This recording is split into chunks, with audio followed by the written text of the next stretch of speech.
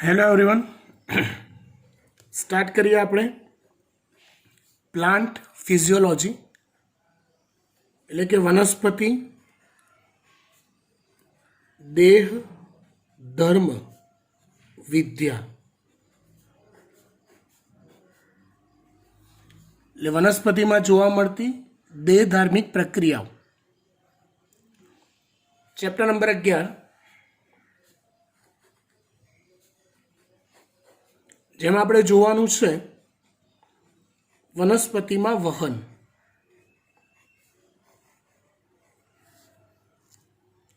જો આજે ચેપ્ટર આપણે લાઈન ટુ લાઈન સ્ટાર્ટ નહીં કરીએ, પણ ચેપ્ટર સમજવા માટે જે બેઝિક આવડત કે જે પાયો એ આપણો પાક્કો હોવો જોઈએ એ આપણે જોઈ રહ્યા છીએ આજે. એટલે આજના લેક્ચરમાં જે બી સમજાવવામાં આવે એ ખાલી ગોખાવાની કે ગોખાવાથી કંઈ ખાલી ફાયદો નહીં થાય. તમારે એ પૂરેપૂરું ડીપમાં સમજવું જરૂરી છે. જો સમજણ પડી જાય છે તો જ ચેપ્ટરમાં ખબર પડશે એવું માની લેજો. હું જે સમજાવું છું એ સંપૂર્ણ સાદી ભાષામાં સમજાવું છું, ટેક્સ્ટબુકની લેંગ્વેજમાં સમજાવતો નથી. બરાબર? એટલે જો નથી સમજણ પડતી તો પ્લીઝ કોન્ટેક્ટ કરજો, વોટ્સઅપ પર મને મેસેજ કરજો. જો વનસ્પતિમાં વહન, તો હું તમને એવું પૂછું કે શું વનસ્પતિમાં વહન થાય છે ખરું કોઈકનું? તો તમે કહેશો હા, પાણીનું થાય, ખનિજ ક્ષારોનું થાય, ખોરાકનું થાય, ઇવન O2 CO2 હવાનું થાય.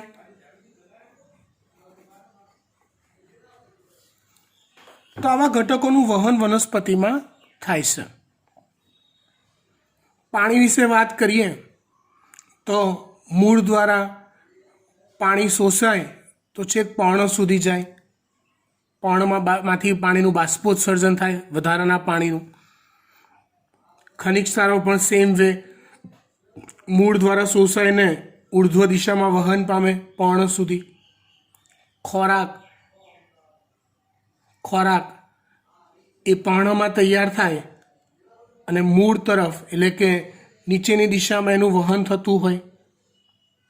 હવા તો વનસ્પતિનો દરેકે દરેક અંગ સેપરેટ શ્વસન કરે છે, મૂળ પ્રકાંડ પર્ણ બધા જ. તો એ શ્વસન કરવા માટે O2 વપરાય, CO2 મુક્ત થાય, તો એની પણ અવર જવર થાય છે. તો વહન તો વનસ્પતિમાં થાય છે.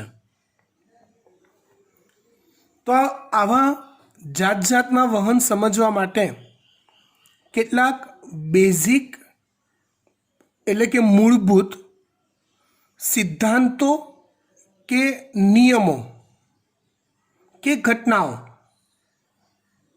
રચાતી હોય છે. તો એ ઘટનાઓ સિદ્ધાંત આપણે પહેલાં સમજી લઈએ. સૌથી પહેલી વાત કરીએ આપણે પ્રસરણની.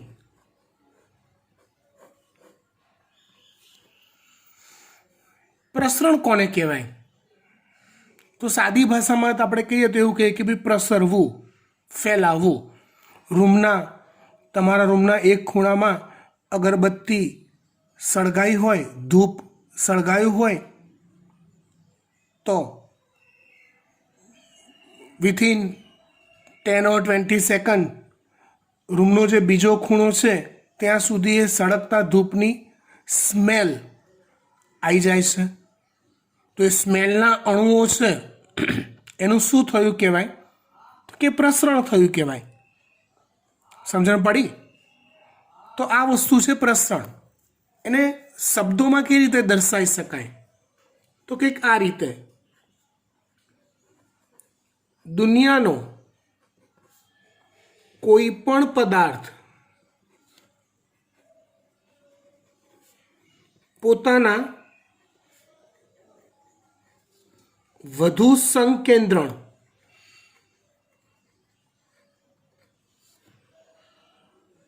સંકેન્દ્રણ એટલે શું? તો કે માત્રા કે જથ્થો. દુનિયાનો કોઈ પણ પદાર્થ પોતાના વધુ સંકેન્દ્રણ ધરાવતા વિસ્તારથી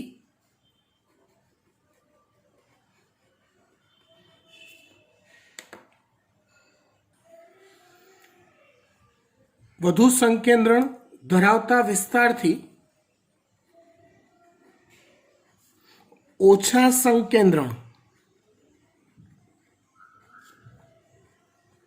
ધરાવતા વિસ્તાર તરફ ગતિ કરે છે. કોઈ પણ પદાર્થ જ્યાં પોતાનો વધુ જથ્થો હોય ત્યાંથી જ્યાં પોતાનો ઓછો જથ્થો હોય એ તરફ ગતિ કરે છે. આ ઘટનાને પ્રસરણ કહે છે.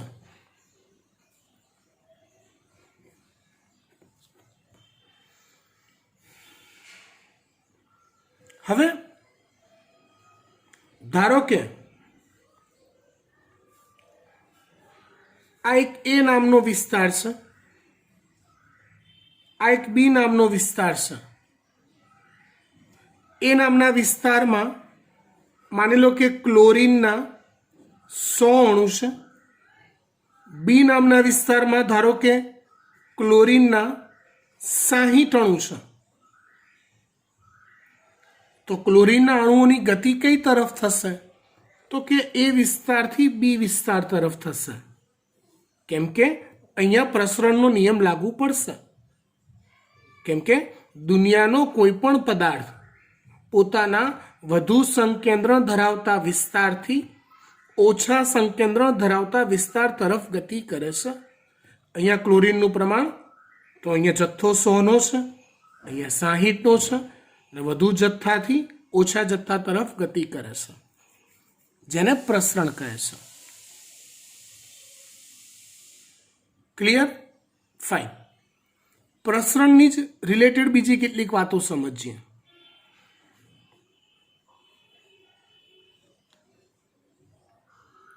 જો પ્રસરણનો આધાર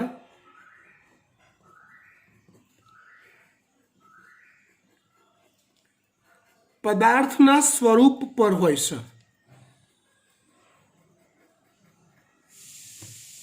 પ્રસરણનો આધાર પદાર્થના સ્વરૂપ પર હોય છે. જો પદાર્થ વાયુ સ્વરૂપમાં હોય, જો પદાર્થ એના વાયુ સ્વરૂપમાં હોય તો એનું પ્રસરણ ખૂબ જ ઝડપી થાય. પદાર્થ પ્રવાહી સ્વરૂપમાં હોય તેનું પ્રસરણ ધીમું થાય. અને પદાર્થ જો પોતાના ઘન સ્વરૂપમાં હોય તો પ્રસરણ થતું નથી.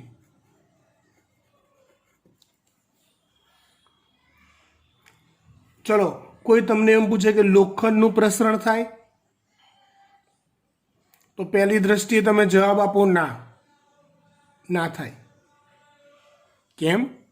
કેમ કે તમને લોખંડ કે સીધું એનું ઘન સ્વરૂપ સામાન્ય તાપમાને, વાતાવરણના તાપમાને એનું જે ઘન સ્વરૂપ છે એ જ દેખાય, અને પછી કહો કે ના, એનું પ્રસરણ ના થાય. પણ હકીકતમાં થાય છે. જ્યારે લોખંડ પોતાનું પ્રવાહી સ્વરૂપ ધારણ કરે છે ત્યારે પ્રસરણ પામે છે. એના માટે ખૂબ ઊંચું તાપમાન લઈ જવું પડે છે. તમારા ઘરમાં રહેલી લોખંડની વસ્તુઓના જે ચોક્કસ પ્રકારના શેપ છે, એવા ચોક્કસ આકારમાં લોખંડની વસ્તુઓ બને કેવી રીતે? તો ઓબ્વિયસ ખબર પડી ગઈ કે ભાઈ ખૂબ ઊંચા તાપમાને બોઇલરમાં લોખંડને ગરમ કરવામાં આવે એટલે પીગળે મતલબ પ્રવાહી સ્વરૂપ ધારણ કરે, અને પછી એને ચોક્કસ બીબામાં ઢાળી અને પછી સામાન્ય તાપમાને લઈ જવાય એટલે ઘન સ્વરૂપ ધારણ કરી દે. ઇન શોર્ટ, પ્રસરણ દુનિયાનો દરેક પદાર્થ પામે જ. પણ એનો આધાર કોના પર હોય? તો કે પદાર્થના સ્વરૂપ પર હોય. જો એ પોતાના વાયુ સ્વરૂપમાં છે તો અત્યંત ઝડપી પ્રસરણ પામશે. દાખલા તરીકે પાણીની વરાળ હોય, તો ઝડપી પ્રસરણ પામશે. પાણી એના પ્રવાહી સ્વરૂપમાં હોય તો ધીમું પ્રસરણ પામશે. અને ઘન એટલે કે બરફ સ્વરૂપમાં હોય તો પ્રસરણ પામશે નહીં. હા, પછી તમે બરફને સામાન્ય તાપમાને મૂકો અને બરફ પીગળે અને પાણી પ્રસરે તો એ પ્રસર્યો બરફ ના કહેવાય, એ પ્રવાહી સ્વરૂપ પ્રસર્યું કહેવાય. સમજી ગયા? એટલે પ્રસરણનો આધાર પદાર્થના સ્વરૂપ પર હોય છે. એ સિવાય પ્રસરણનો આધાર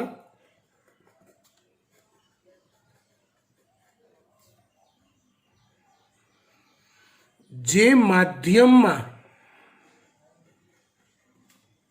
પ્રસરણ થતું હોય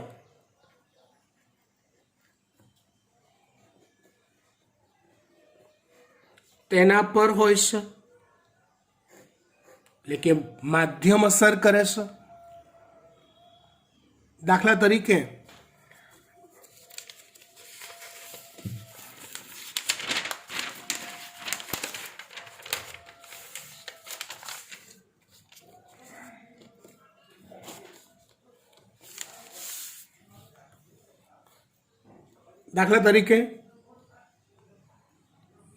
શૂન્ય અવકાશ,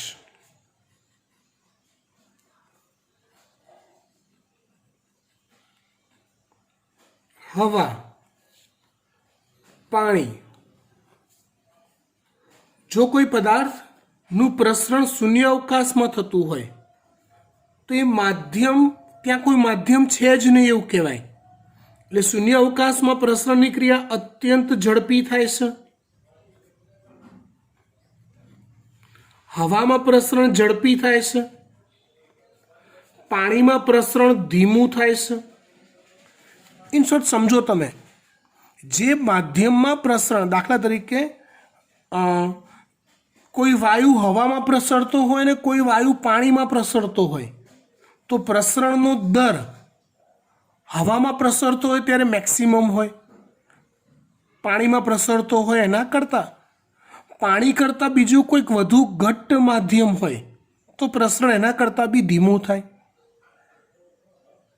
એટલે પદાર્થ કયા સ્વરૂપમાં પ્રસરણ પામે છે એના પર પણ પ્રસરણનો આધાર હોય, અને પદાર્થ કયા માધ્યમમાં પ્રસરણ પામે છે એના પર પણ પ્રસરણનો આધાર હોય છે. સમજી ગયા? ડન. ત્યાર પછી વાત કરીએ બે ભિન્ન પદાર્થોનું પ્રસરણ એકબીજાથી સ્વતંત્ર રીતે થાય છે.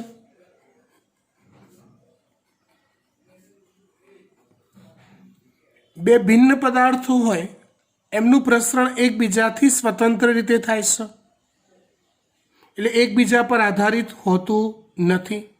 દાખલા તરીકે આ કોઈ એ વિસ્તાર છે, આ કોઈ બી વિસ્તાર છે.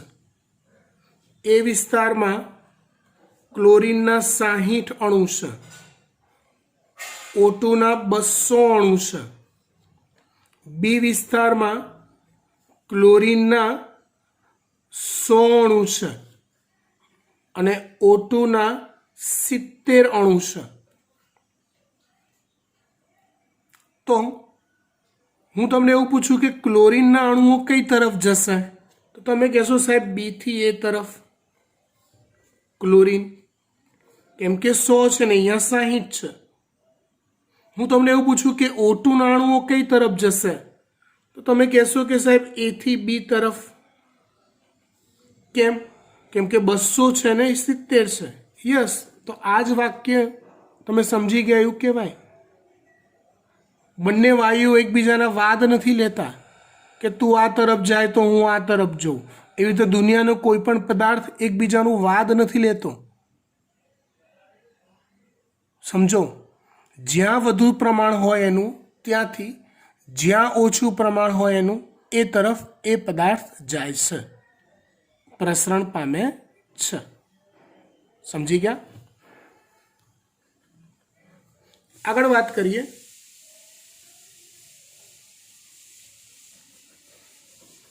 બે વિસ્તારોનો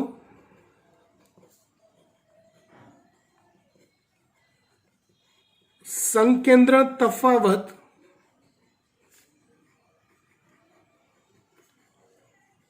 જેટલો વધુ, બે વિસ્તારોનો સંકેન્દ્રણ તફાવત જેટલો વધુ, પ્રસરણ એટલું ઝડપી થાય છે. અને બે વિસ્તારોનો સંકેન્દ્રણ તફાવત જેટલો ઓછો એટલું પ્રસરણ ધીમું થાય છે. દાખલા તરીકે આ કોઈ એ વિસ્તાર છે, આ કોઈ બી વિસ્તાર છે, સામે એનાથી સાવ અલગ હોય એવા સી વિસ્તાર છે, એવો આ ડી વિસ્તાર છે. સમજો, અહીંયા ધારો કે ક્લોરીનના 700 અણુઓ છે, બી વિસ્તારમાં ક્લોરીનના 500 અણુઓ છે. તો ચલો, તમને એવું પૂછું કે ક્લોરીન કઈ તરફ જશે, તો આવડે એ થી બી તરફ, વધુથી ઓછા પ્રમાણ તરફ. સી વિસ્તારમાં ક્લોરીનના 900 અણુ છે, ડી વિસ્તારમાં ક્લોરીનના 600 અણુઓ છે. તો ક્લોરીન કઈ તરફ જશે? તો તમે કહેશો કે સાહેબ સી થી ડી તરફ જશે. પણ ક્લોરીનના અણુઓની એ થી બી તરફ જવાની ગતિ અને ક્લોરીનના અણુની સી થી ડી તરફ જવાની ગતિ, એ બંનેની આવી ગતિઓમાં કોની ગતિ વધારે હશે અને કોની ઓછી હશે? તો અહીંયા સંકેન્દ્રણનો તફાવત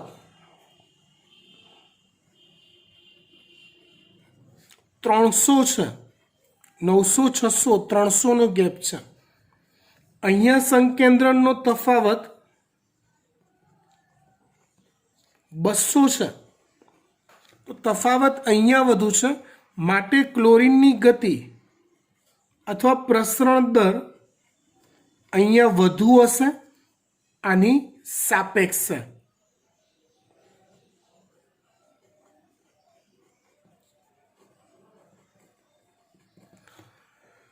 તો બે વિસ્તારોમાં સંકેન્દ્રણ તફાવત જેટલો વધુ એટલું પ્રસરણ ઝડપી થાય છે.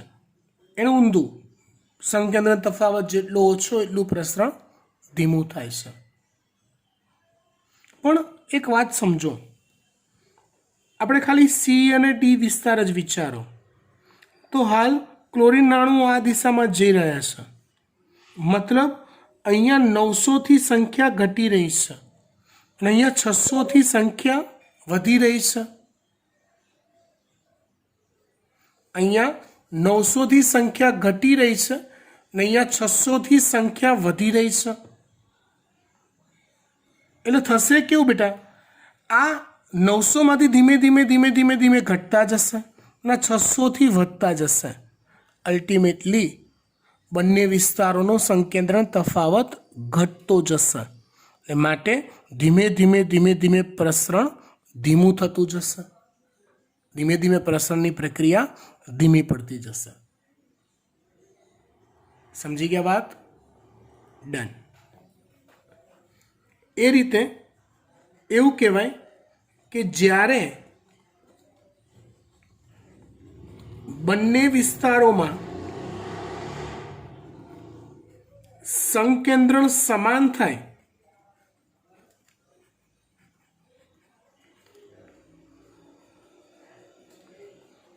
ત્યારે પ્રસરણ ક્રિયા અટકે છે। જ્યારે બંને વિસ્તારોમાં સંકેન્દ્રણ સમાન થાય ત્યારે પ્રસરણ પ્રક્રિયા અટકે છે। બંને બાજુ સરખું સરખું પ્રમાણ થઈ ગયું પછી પ્રસરણ એ પદાર્થનું શું થશે? અટકી જશે। પ્રસરણ માટે આટલી વાત આપણે સમજવાની છે અથવા યાદ રાખવાની છે। ડન?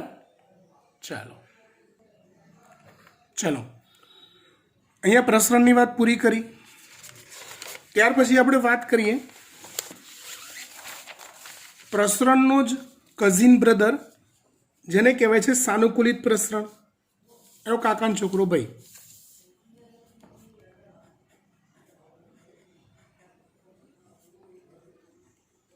કયું પ્રસરણ? સાનુકૂલિત પ્રસરણ। તો જુઓ, આમ જોવા જાવ ને તો સાનુકૂલિત પ્રસરણ એ પ્રસરણથી અલગ છે જ નહીં, એ પ્રસરણ જ છે બેટા। સાનુકૂલિત પ્રસરણ એ પ્રસરણ જ છે, પણ જો દેશી ભાષામાં કહું તો જો પ્રસરણની પ્રક્રિયા જો હું એ પ્રસરણની પ્રક્રિયા લખું એટલે તમારા મગજમાં એ વસ્તુ ક્લિયર કટ રહેવી જોઈએ, વધુ સંકેન્દ્રણથી ઓછા સંકેન્દ્રણ તરફ જ, કેમ કે વર્ડ અહીંયા પ્રસરણ વાપર્યો છે મતલબ વધુ પ્રમાણથી ઓછા પ્રમાણ તરફ જ। ડન? જો પ્રસરણની પ્રક્રિયા કોષરસ પટલમાં આવેલા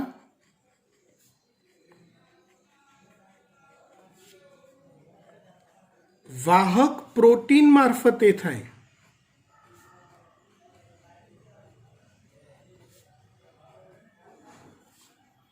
જો પ્રસરણની પ્રક્રિયા કોષરસ પટલમાં આવેલા વાહક પ્રોટીનની મારફતે થાય તો તેને સાનુકૂલિત પ્રસરણ કહેવાય છે। મતલબ કે ભૌતિક રીતે જો પ્રસરણની પ્રક્રિયા હવામાં થાય, પાણીમાં થાય તો એ પ્રસરણ, પણ આ જ પ્રક્રિયા વધુ પ્રમાણથી ઓછા પ્રમાણ તરફ એટલે કે સંકેન્દ્રણ ઢાળની દિશામાં આવો આપણે એક ઢાળ બનાવીએ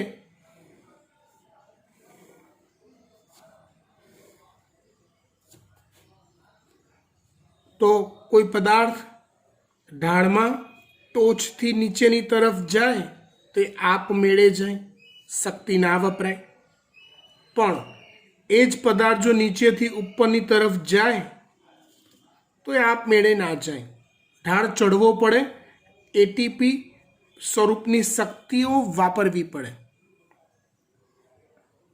રાઈટ? એટલે આ છે ઢાળની દિશા, આ છે ઢાળની વિરુદ્ધ દિશા। સમજી ગયા? એટલે પ્રસરણની પ્રક્રિયા અથવા સાનુકૂલિત પ્રસરણની પ્રક્રિયા સંકેન્દ્રણ ઢાળની દિશામાં થાય છે,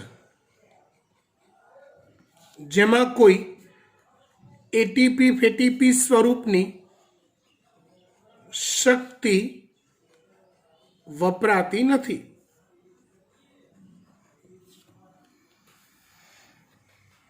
યાદ કરો મિત્રો, કોષરસ પટલ આપણે ભણી ચૂક્યા છીએ। આઈ થિંક એ મગજમાં એની યાદ તાજી હશે। આવલા ફોસ્ફોલિપિડના બેવડા સ્તર,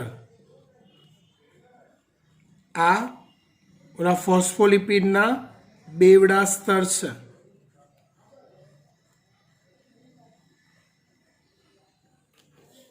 અને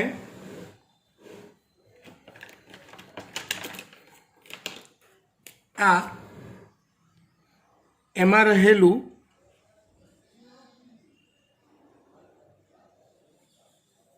ધારો કે વાહક પ્રોટીન છે,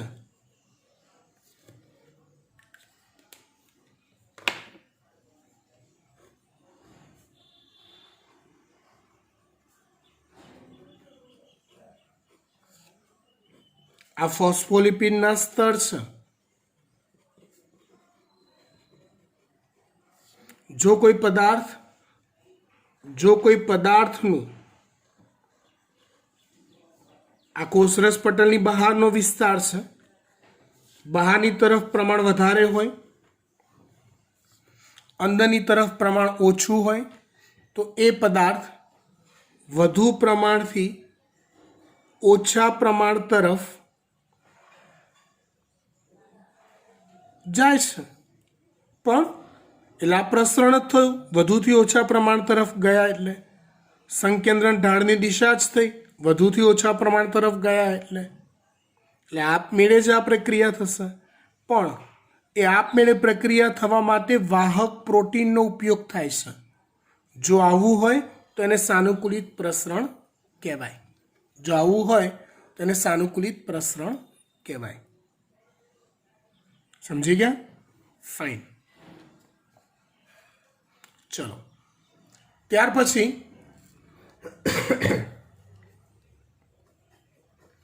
વિશિષ્ટ વાત કરીએ. સક્રિય વહન.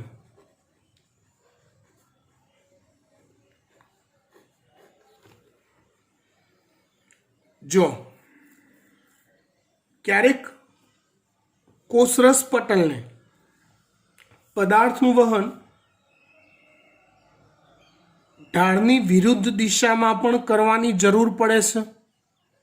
કોષરસ પટલ આપણે ભણી ચૂક્યા છીએ, એ પસંદગીમાન પ્રવેશશીલ પટલ છે. એ કેવું પટલ છે? પસંદગીમાન પ્રવેશશીલ પટલ છે.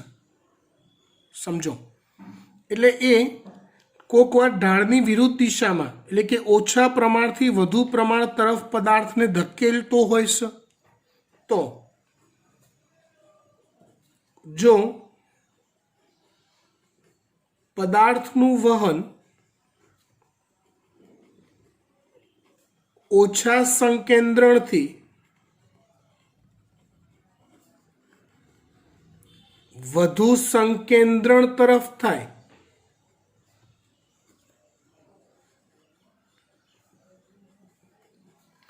તો તેને સક્રિય વહન કહેવાય. જો આવું વહન ક્યારે આપમેળે થાય નહીં, શક્તિ વાપરવી જ પડે. એટલે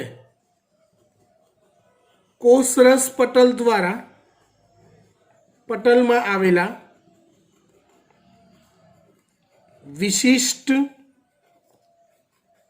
વાહક પ્રોટીન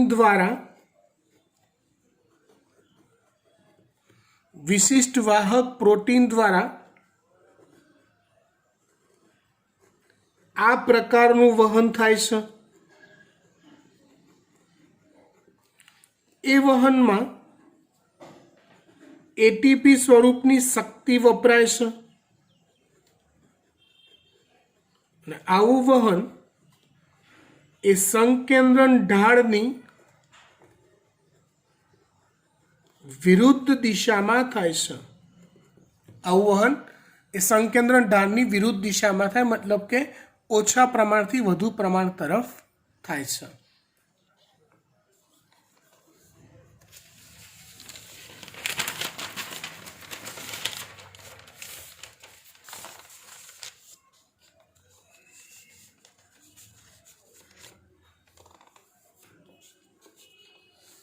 ચલો, ત્યાર પછી વાત કરીએ આપણે આમ સહેલી પણ કામની વાતો. દ્રાવણના પ્રકાર.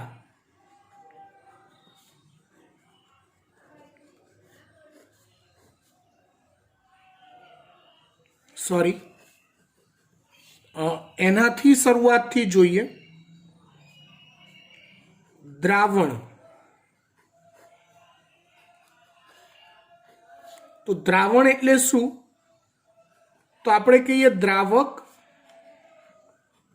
અને દ્રાવ્ય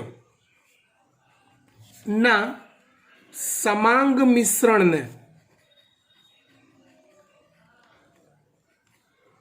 દ્રાવણ કહે છે. દ્રાવક અને દ્રાવ્યના સમાંગ મિશ્રણને એવું મિશ્રણ કે જેમાંથી દ્રાવક અને દ્રાવ્યને એકબીજાથી અલગ ના પાડી શકાય. 5000 ઘઉંના દાણામાં 25 ચોખાના દાણા મિક્સ કરો તો એ ઘઉં અને ચોખાનું મિશ્રણ કહેવાય, પણ એને દ્રાવણ નહીં કહેવાય. કેમ? કેમ કે એમાંથી તમને કોઈને કે ધંધે લગાડી દઈએ કે ચલ ભાઈ આમાંથી ચોખાના દાણા અલગ પાડ, તો પાડતા આવડે? તો કે હા પડે સાહેબ. જો એવું થઈ શકે છે તો મીન્સ એ દ્રાવણ નથી, એ ખાલી મિશ્રણ છે. દ્રાવણ મતલબ પાણીની અંદર હું ખાંડ ઓગાળી દઉં, પૂરેપૂરી ઓગાળી દઉં, પછી તમને આપું, લે બેટા આમાંથી ખાંડ અલગ કર, ખાંડના અણુઓ. ફાવશે અલગ કરતા? તમને નહીં ફાવે. મીન્સ એ સમાંગ મિશ્રણ કહેવાય, અલગ ન પાડી શકાય હોય એવું, જેને કહેવાય છે દ્રાવણ. બીજો શબ્દ સમજીએ, દ્રાવક. તો દ્રાવણમાં જેનું પ્રમાણ વધુ હોય એને દ્રાવક કહેવાય. દાખલા તરીકે ખાંડનું દ્રાવણ, તેમાં કોનું પ્રમાણ વધારે હોય? પાણીનું. તો પાણી શું કહેવાય? એમાં દ્રાવક કહેવાય. દ્રાવ્ય, તો દ્રાવણમાં જેનું પ્રમાણ ઓછું હોય એને કહેવાય છે દ્રાવ્ય. દ્રાવણમાં જેનું પ્રમાણ ઓછું હોય એને કહેવાય છે દ્રાવ્ય.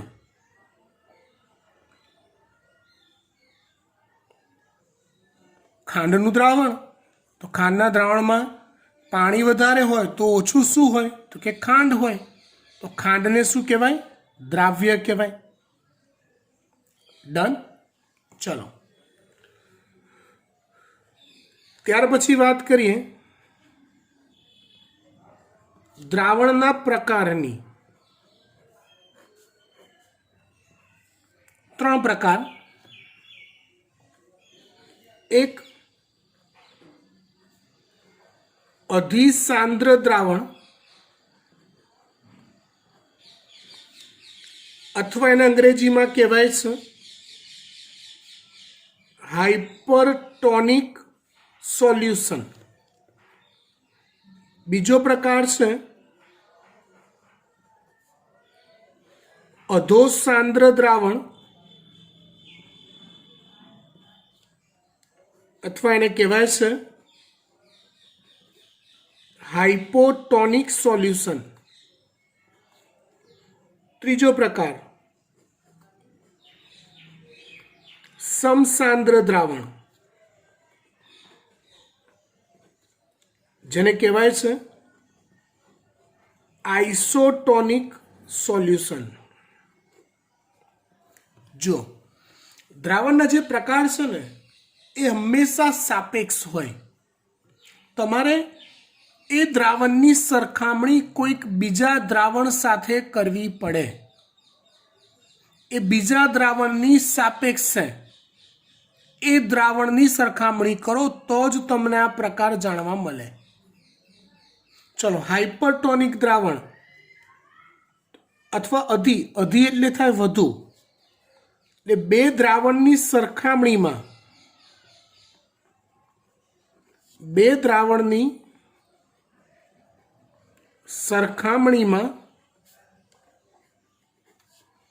જેની સાંદ્રતા વધુ હોય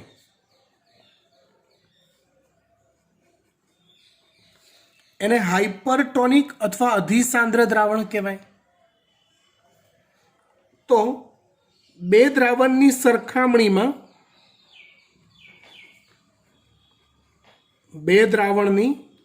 સરખામણીમાં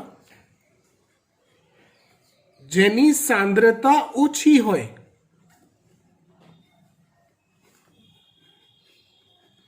એને હાઇપોટોનિક અથવા અધોસાંદ્ર દ્રાવણ કહેવાય. જો આ જે વસ્તુઓ કીધી ને, હાઇપો અને હાઇપર, હવે આજે ધારો કે કોઈક દ્રાવણ હાઇપરટોનિક છે, તો એના કરતાં વધુ સાંદ્ર દ્રાવણ સાથે જો એની સરખામણી કરો તો એ દ્રાવણ પાછું હાઇપો થઈ જશે. દાખલા તરીકે આ કોઈ એ દ્રાવણ છે, આ કોઈ બી દ્રાવણ છે. એ દ્રાવણની સાંદ્રતા 2 મોલ છે, બીની સાંદ્રતા 4 મોલ છે. તમે શું કહેશો કે સાહેબ બી સાંદ્ર છે, હાઇપર છે, એ સાંદ્ર છે, હાઇપો છે. બી દ્રાવણ 4 મોલર સાંદ્રતા છે નહીં, એટલે અધિસાંદ્ર છે. એ દ્રાવણની સાંદ્રતા 2 મોલ છે, એટલે એ અધોસાંદ્ર છે. પણ હું જો બીની સરખામણી સી સાથે કરું જેની સાંદ્રતા 6 મોલ હોય તો હવે આ પાર્ટી હાઇપર થઈ જશે અને આ પાર્ટી હવે હાઇપો થઈ જશે. મતલબ દ્રાવણ હાઇપરટોનિક છે કે હાઇપોટોનિક એનો આધાર શેના પર હોય? સરખામણી કોની સાથે થઈ રહી છે એની પર હોય. સમસાંદ્ર દ્રાવણ, કયું દ્રાવણ? સમસાંદ્ર દ્રાવણ એટલે શું? તો કે બે દ્રાવણની સાંદ્રતા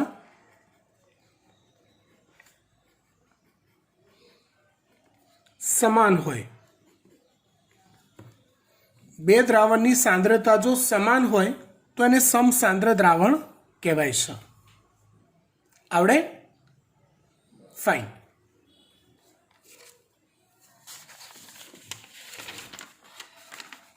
ચલો આગળ વાત કરીએ આપણે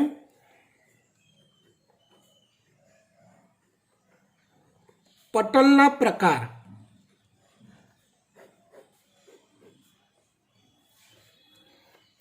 પટલના પ્રકાર આપણે એમ કહીએ ને, આ એક વિસ્તાર, આ બીજો વિસ્તાર, તે બંને વિસ્તારોને અલગ પાડતું જે પટલ હોય એ પટલ કેટલા કેટલા પ્રકારના હોય છે એ જોઈએ. અહીંયા આ જે પ્રકાર છે એ દ્રાવણ, દ્રાવક, દ્રાવ્ય, દ્રાવણ, દ્રાવક, દ્રાવ્ય, આ લોકોને ધ્યાનમાં રાખીને પ્રકાર પડે છે. કોના પ્રકાર છે? આ પટલના પ્રકાર. પહેલો પ્રકાર છે પ્રવેશશીલ પટલ. કયો પ્રકાર? પ્રવેશશીલ પટલ. પ્રવેશશીલ પટલ એટલે શું?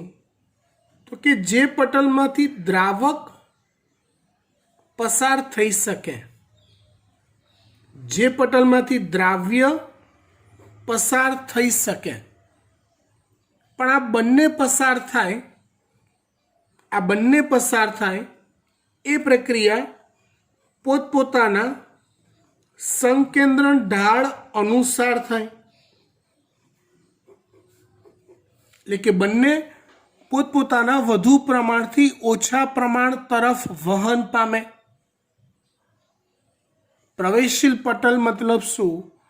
એ દ્રાવકને પણ પસાર થવા દે અને દ્રાવ્યને પણ પસાર થવા દે. દ્રાવ્યને, અદ્રાવ્ય નહીં, દ્રાવ્યને. સમજો.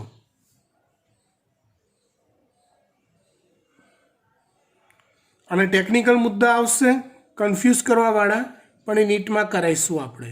હાલ આપણા માટે આટલું ઇનફ છે કે દ્રાવક દ્રાવ્ય બંને પસાર થાય અને બંને પોતપોતાના વધુ પ્રમાણથી ઓછા પ્રમાણ તરફ ગતિ કરતા હોય. કયા પટલમાંથી? પ્રવેશશીલ પટલમાંથી. બરાબર.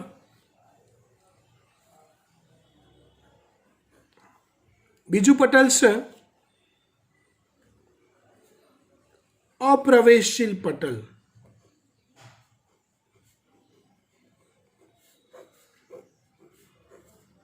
મતલબ આ પટલમાંથી દ્રાવક તો કે પસાર ના થાય, આ પટલમાંથી દ્રાવ્ય તો કે પણ પસાર ના થાય, દ્રાવક બી પસાર ના થાય અને દ્રાવ્ય પણ પસાર ના થાય, તેને કહેવાય છે અપ્રવેશશીલ પટલ. કોઈને પસાર થવા જ ના દે. ત્રીજો પ્રકાર છે અર્ધ પ્રવેશશીલ પટલ.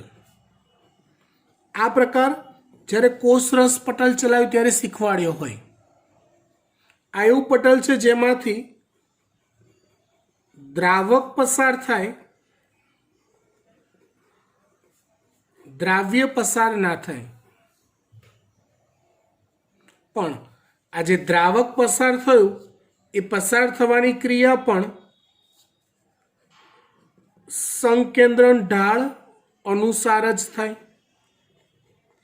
દ્રાવક પટલમાંથી પસાર થાય પણ પોતાના વધુ પ્રમાણથી ઓછા પ્રમાણ તરફ જ થાય.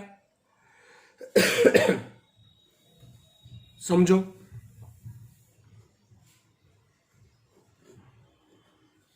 ચોથો પ્રકાર છે